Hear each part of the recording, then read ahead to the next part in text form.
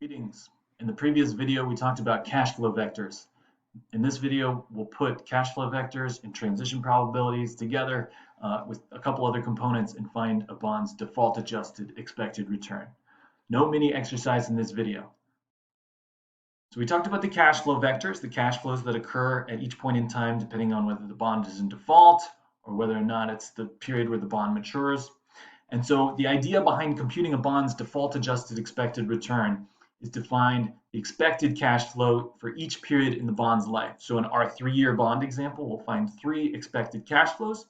That'll be a function of the transition probability matrix pi that we've spoken about a couple videos ago, cash flow vectors that we discussed, and then a matrix that really just denotes what a bond's rating starts out as. So it's a 1/4 matrix in our model, right? And it's all zeros except for the rating that the bond starts as. So our bond, we're going to assume it starts out with a B rating. So here's what its initial rating matrix would look like. If it started out as A, it would be 1, 0, 0, 0. But our bond will start out as B rated. Okay, and so the expected cash flow at time t is a function of 3 matrices. We will multiply 3 together. Right? So the initial rating matrix, which we just discussed, times the transition probability matrix raised to the t power. We'll talk about that. We've looked at it already. And then also times the cash flow vector. So in our model, a 1/4 matrix times a 4/4 transition probability matrix. The result of this will be a 1/4 matrix, right? 1/4 times 4/4. And then if we multiply this by the cash flow vector, a 4/1 matrix, 1/4 matrix times a 4/1 matrix. The point I'm trying to make is the dimensionality of this result is just 1/1, right? Just one number. So let's get into how to compute the bond's expected cash flows. All right, here's the formula down here. So at year 1, the bond's expected cash flow is a function of the initial rating matrix, which I've made here, right?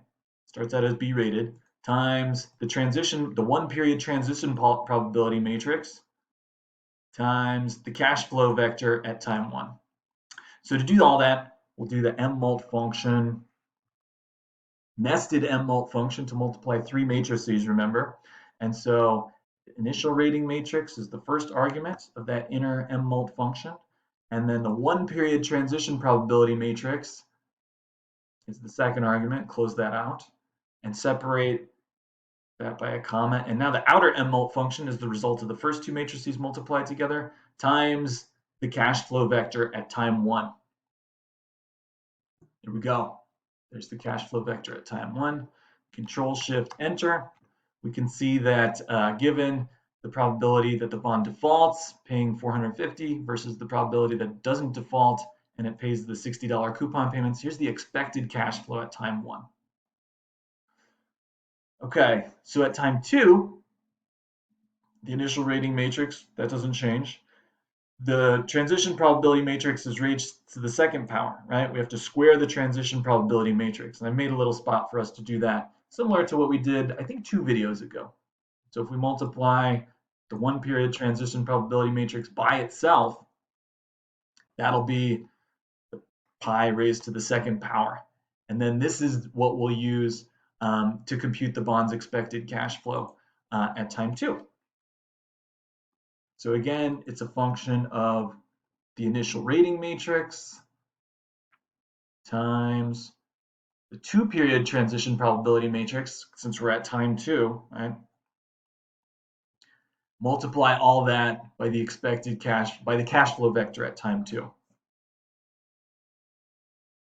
right, so initial rating matrix times the 2-period transition probability matrix times the cash flow vector at time 2. Given some likelihood of default, right? We've got an expected cash flow of 77.46. And then at time 3, we need the 3-period transition probability matrix, right? So that's going to be equal to the 2-period transition probability matrix times the 1-period transition probability matrix, right? Pi squared times pi equals pi to the 3rd. So let's make the 3-period transition probability matrix. It's just the 2-period one times the 1-period transition probability matrix. And then I'll hit Control Shift Enter. I'll leave the interpretation of these probabilities up to you. We talked about them a couple videos ago, right? If you have questions about it, just get in touch. But the expected cash flow for the third period is a function of three matrices again. The initial rating matrix times the three period, transition probability matrix. Right, that's what goes in the inner mmult function. And then to multiply it by the third matrix, it's the cash flow vector at time 3. So what do we expect to receive at time 3? $909.44, given that there's some chance of defaulting and ratings downgrades, etc. Okay, so here's the expected cash flows, a function of the initial rating, the transition probabilities, and then also the cash flow vectors at the 3 time periods. And so to find the bond's default adjusted expected return, it's a function of these cash flows and then what we pay for the bond. So if I'll put in a price at time 0. If we pay negative $9.25 for this bond, then the default adjusted expected return, we just find the discount rate that gives these expected cash flows a present value that adds up to exactly the price, right? And so the IRR function is well set up to handle something like this. We do equals IRR. What's the internal rate of return of this whole cash flow stream? And I'm getting 5.42%.